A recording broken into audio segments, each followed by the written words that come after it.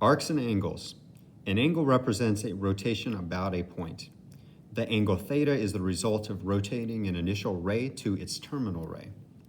Okay, so what we have over here is a picture of an angle. We've got the initial ray, and we've also got the terminal ray. This is not something that we typically talk about with angles when we're thinking more along the lines of geometry. But what we're moving into here with the study of trigonometry, what we want to do is imagine that an angle is built on top of the coordinate system. That would be the XY coordinate system. So the initial ray would actually be along the x-axis. You want to imagine that there's an x-axis here. The y-axis would be perpendicular here. So you're going to notice that the vertex of the angle is located at the origin. You've got the x-axis, and then you've also got the y-axis. So what we think is that the initial ray starts at the positive side of the x-axis. The angle then rotates, using that other side there, rotates to a terminal position in a counterclockwise direction. Okay, so right here would be at 0 degrees, and then it's going to rotate up. If that angle rotates up to the y-axis, that would be at 90 degrees, and then you can continue to rotate past that. So your initial ray is on the x-axis, the positive side of the x-axis, and then there's a terminal ray, which we're sort of watching the angle open up, and then when it's complete, it ends up at that spot. All right, when we start talking about measuring angles, the most common unit that we use is degrees. That is the most classic one, the one that you were taught at a younger age. Okay, but we actually have 3 different ways that we can talk about the measure of an angle. We've got degrees, we've also got revolutions, and we have something which is called radians, which is going to be one of the main things that we do talk about here. Now, degrees, we should have a pretty good concept of what that is. Within a complete rotation, so if you watch that initial ray go all the way around to where it started, that would be 360 degrees. Okay, so then every quarter would be 90.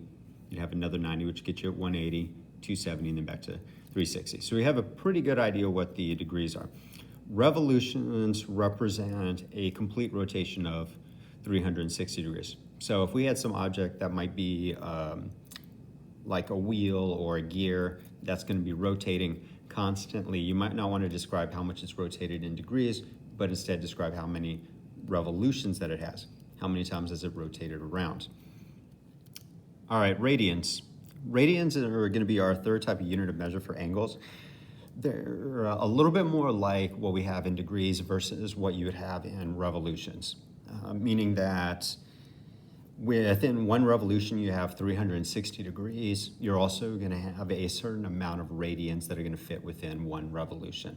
Okay, and one of our main focuses that we're going to tackle in this video is how to convert between degrees and radians, how to go back and forth and really understand the comparison and the size of the 2 different types of units. So let's take a look at the picture.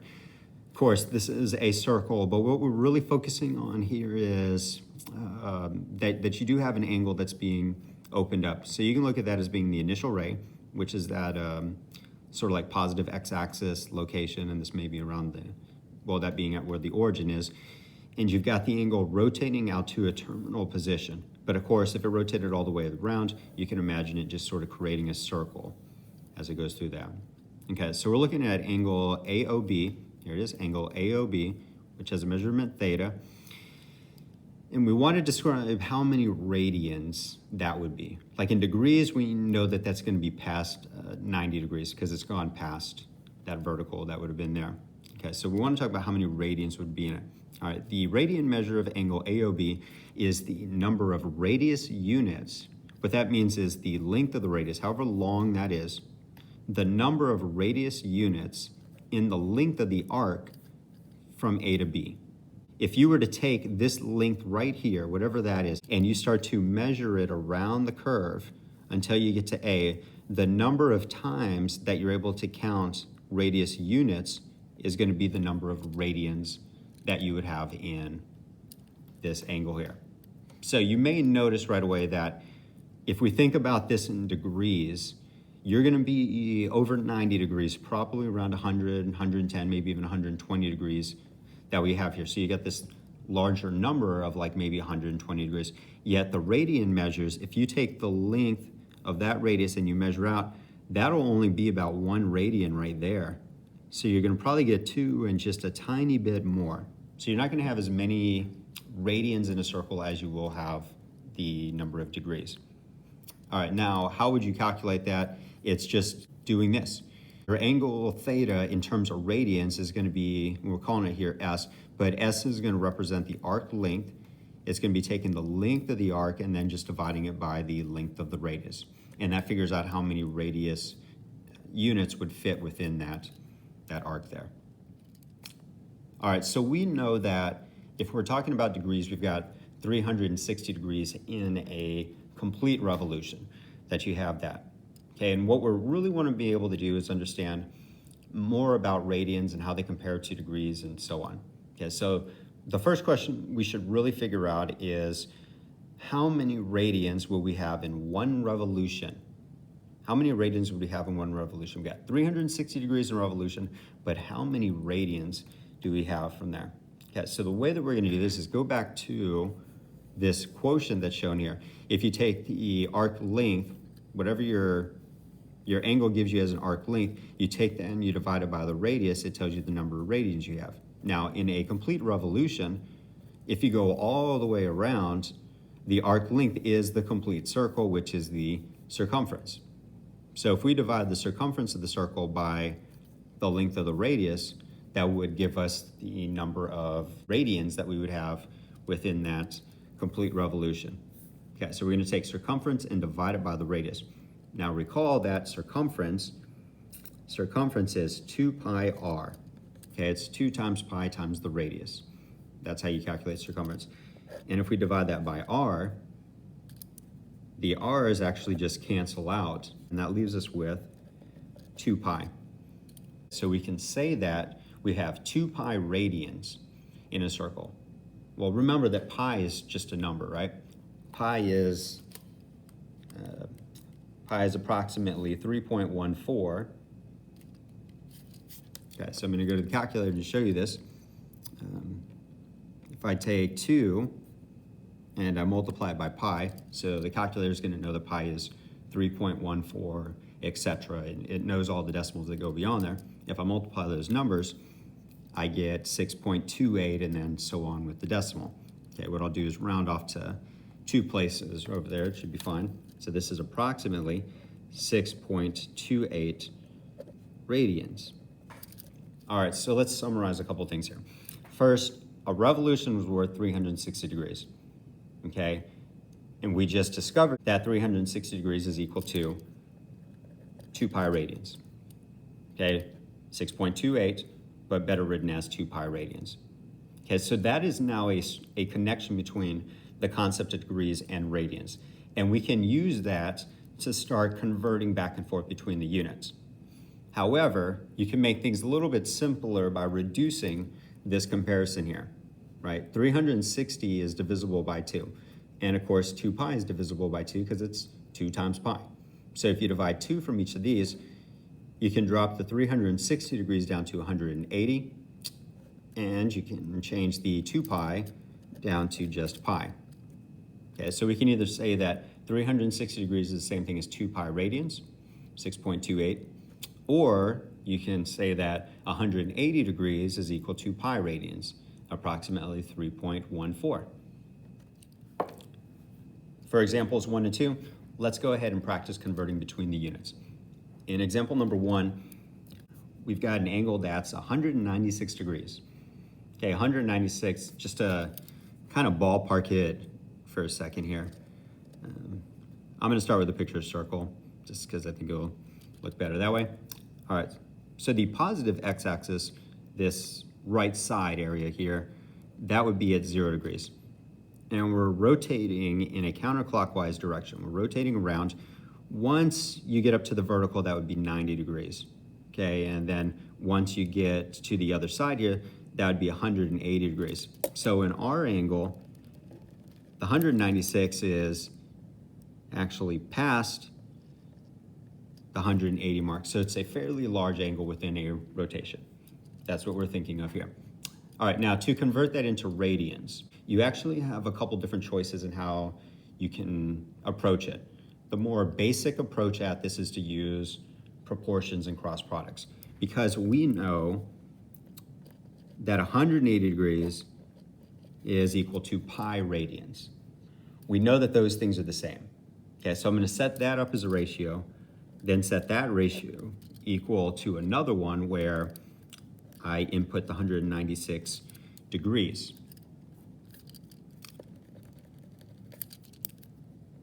All right, and then since I'm looking for the radian measure that corresponds to 196, I can place an x in the denominator there. And at this point, I can do cross products. I can just simply do cross products.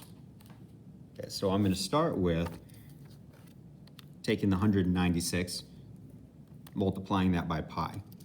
Okay, so that would be that diagonal there. So I take that product, then divide that product by 180 degrees, and I get back 3.42, which is the answer. Okay, 196 degrees is the same thing as approximately we're going to go to the 100th place here, so 3.42 radians.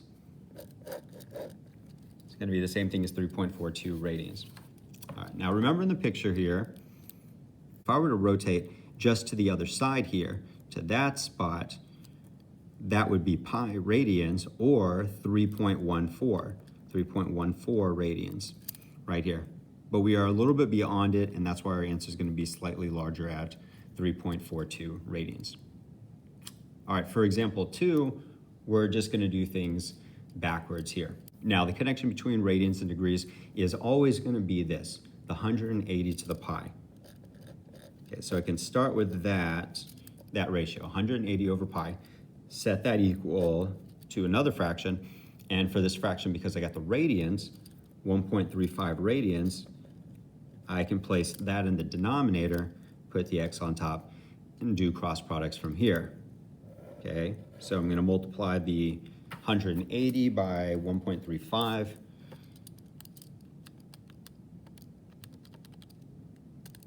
We get 243. All right, take 243 and divide that by pi.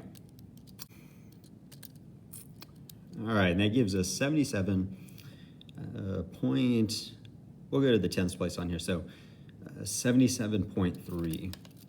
This would be 77.3 degrees. What I want to do next is make an observation that if we take 180 degrees, we can divide it into thirds, fourths, and sixths, and we get the special angle measurements that we saw in right triangle trigonometry. Okay, so let's take a quick look at that. Let's take 180, go ahead and divide it by 3. So dividing into thirds, that gives us 60 degrees. That was one of our special angles. We can take 180, divide it by 4, and we get 45 degrees, which was another one of our special angles. And last, we can take 180 and divide it by 6, and we get 30 degrees. So that's our other special angle measurement. All right, now the pictures that I have below here, the first picture is going to describe dividing 180 by 4. Okay, so remember that this is going to be our 0 degree mark, and all the way across to the other side is going to be 180 degrees. Okay, so I'm looking at just the top here is 180 degrees. Of course, the whole thing is 360, but in the top, the 180, if we divide that by 4, we get 45 degrees. So every one of these marks is going to go up by 45 degrees. So 45 to here, we're going to get to 90 degrees. 45 plus 90 is 135. 135 plus 45 is going to get us to 180. And then we can keep adding this direction all the way up till 360. So we add another 45. We get 225. We then get 270. What is our next? 315. You can get 315, and then another 45 will get us over to 0 degrees. All right, for the second picture, this will be dividing by 3s. Okay, so we start at 0 degrees. If you divide by 3, you're going to get 60. So you're going to have increments of 60, and if you just keep going around, you'll be at 120. You'll again get to 180. You'll get to 240, to 300, and then you'd be back at 360, or which is the same thing as 0. All right, the last picture, what we're going to do is go by we're going to go by 30s, our othering modes. So these are 45s, these are 60s, and then we're going to look at the last picture here by 30 degrees. So you've got 0 degrees, then you're going to go to 30 degrees. Okay, but what we're not going to do is keep counting increments of 30 degrees, because the next 30 is just going to get you to 60. The next 30 is going to get you to 90, and those all show up in the other pictures. All right, so we'll just skip all the way to that side here. Okay, remember that that's 180. So if we just backtrack 30 degrees, take away 30 from 180, you get 150. Okay, add 30 onto 180, you get 210. And over here, all the way back would be 360. So if we take away 30, we're going to be at 330 degrees. Now, the interesting thing here is that 180 degrees is the same thing as pi. 180 degrees is the same thing as pi. Okay, so that's pi. This is pi. This is pi. And that'd be pi radians, of course. Okay, so if you're talking about not in degrees, but in terms of radians, you have 3.14 radians or pi radians to get to 180. Okay, now all of the numbers that we have labeled here are based off of taking 180 and dividing it by 3, 4, or 6. So all these numbers can also be presented as radians in a fraction form by taking pi and dividing it by the same number. Like 45 was 180 divided by 4, so 45 is the same thing as pi divided by 4. That would be the number of radians. Okay. What else we got here? 60 degrees. 60 degrees was 180 divided by 3. So that would be pi divided by 3. They're equivalent to each other. This is just the radian form of 60 degrees. All right, and then 30 degrees, that was 180 divided by 6. So that would be pi divided by 6. Okay, and then all the other numbers that we see in these pictures, you can also present as a fraction using pi to represent the radian measure of it. It's just as you move along, you collect another fourth or another third or another sixth as you go around. Okay, so when we get 90 degrees, that would actually be 2 of these. So it would be 2 pi over 4. Of course, 2 pi over 4 just actually reduces down to pi over 2. So if we can, what we're going to do is keep the most reduced form of those. Okay, so at 90 degrees, that's going to be the same thing as pi over 2. Going to get that out of the way over here because there's going to be enough other numbers involved. All right, once we move to here, we're going to be looking at 1, 2, 3 fourths of a pi. So we'll call that 3 pi over 4. All right, and then after that, it's pi, right? Because you would get to 4 fourths of a pi, which should be over here. All right, then moving into the next, you'll have 1, 2, 3, 4, 5. You'll have 5 fourths of pi to get to there. Once you're here, you're going to be at 6 fourths pi. Okay, 6 fourths, though, is the same thing as 3 halves. So you have 3 halves pi. You can sort of count that, right? That's half a pi. Another half pi, so 3 halves pi to get to here. All right, then when we get to this one, we'll go back to the fourths. That will be 7 fourths pi. So 7 pi over 4 to get there. All right, with respect to the thirds or the 60 degrees, getting to 120 degrees is going to be 2 increments of 60 degrees. So that will be 2/3 pi to get to here. You'd then be a 3/3 pi when you get there, so it's just called pi. After that, you'll be at 4/3 pi, or then get to 5/3 pi. And after that, you'd be at 6/3 pi, which is the same thing as 2 pi. So you'd be finished with that rotation. All right, last, remember that when I talked about this with the degree measurements, I skipped over a bunch of them because they were already covered, and then I just sort of jumped to that spot. Okay, but across the top, this is pi, right? And this is 1/6 pi to go that way. So if I sort of go backwards in that direction, what I need to do is take away 1/6 of a pi. That would leave me with 5/6 pi. That would leave me with 5/6 pi, because one more 6 would get me to the full pi measurement. All right, so then over here, well, we think as pi as 6/6 pi, so that would give you 7/6 pi, or 7 pi over 6. All right, what we're going to do in this last spot here is similar to what I did for the radians over at 150.